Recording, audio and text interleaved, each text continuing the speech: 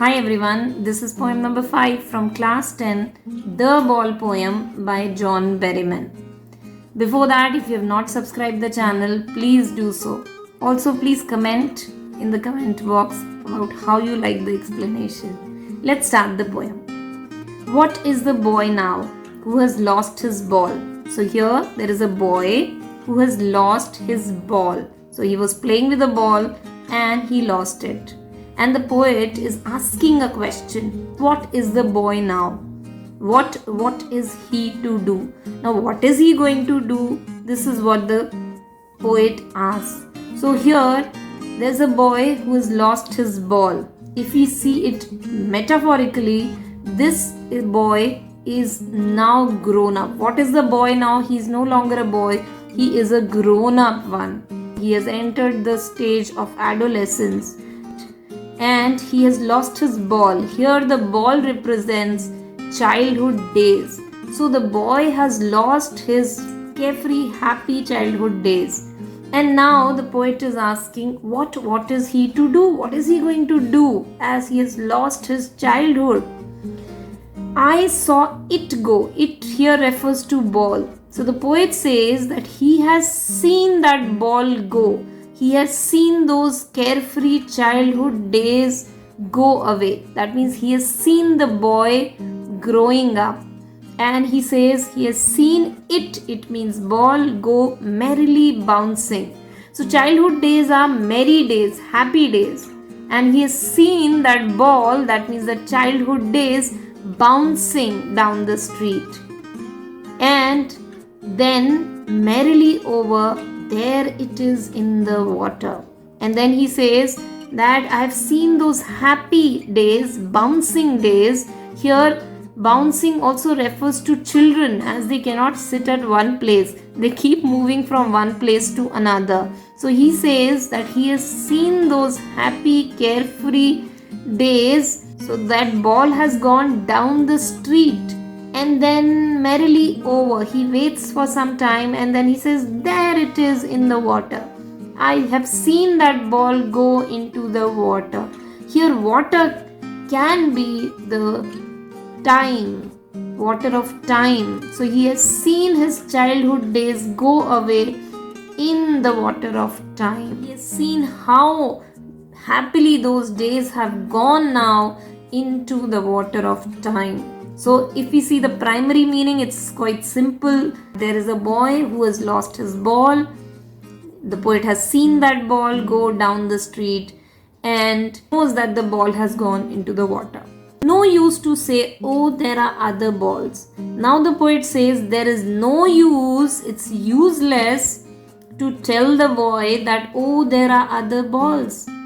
For example, if a child is crying over a ball, we keep telling the child that, oh, I'll get you another ball, don't cry. But here he says that there is no point telling the boy that there are other balls, because this ball cannot be brought back. You cannot bring back childhood days. And that is why he says it is useless to tell the boy that there are other balls. Now look at the reaction of the child. An ultimate shaking grief fixes the boy. So here the boy is full of grief. And what kind of grief? Ultimate shaking grief. So he is really shaken up because of this realization that he has lost his ball. And that is why this boy, for the first time, he has realized that he has grown up. His childhood days are over.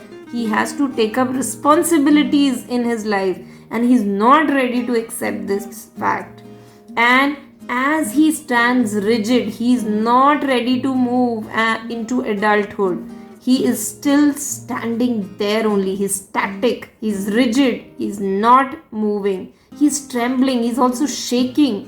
Why? Because it's like a shock for him. He's staring down. Staring means continuously looking at something. He's staring down all his young days into the harbor where his ball went. So he's still looking at those young days into the harbor. Harbor is a port where these boats come and halt.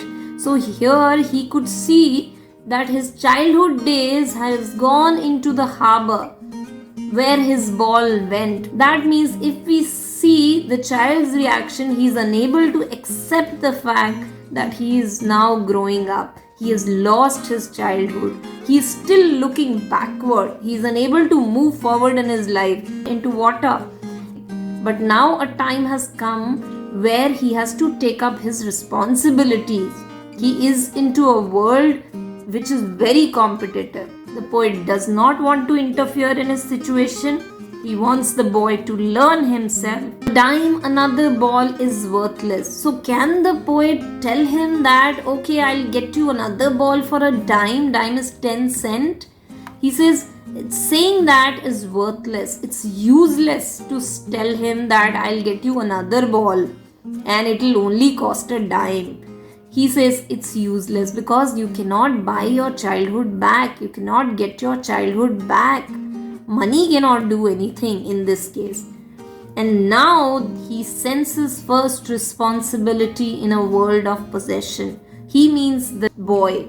He realizes, senses means realizes his responsibility in a world which is full of possession. Possession means everybody wants to possess something, get something in this world. This world is very competitive. There is cutthroat competition everywhere. For example, after class 8, you suddenly feel the pressure of class 9. And you suddenly realize that you have to crack the exam and you have to go to the next class. So there was a sword hanging on your head at that time. So this boy is in a similar situation where for the first time he realizes he has to do something. He has to take up responsibility in a world which is where everyone wants to get things. Now the poet gives his advice. He says, people will take balls. Balls will be lost always, little boy, and no one buys a ball back. Money is external. So here the poet gives his valuable advice to this boy. He says, people are going to take your ball. The meaning of ball here changes.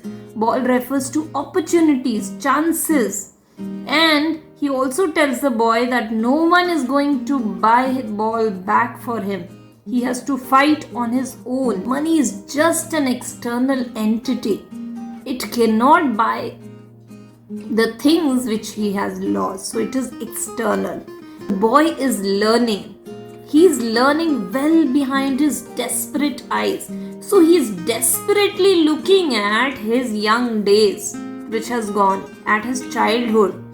But well behind these desperate eyes, that means inside, he is learning something. And what is he learning? This is important.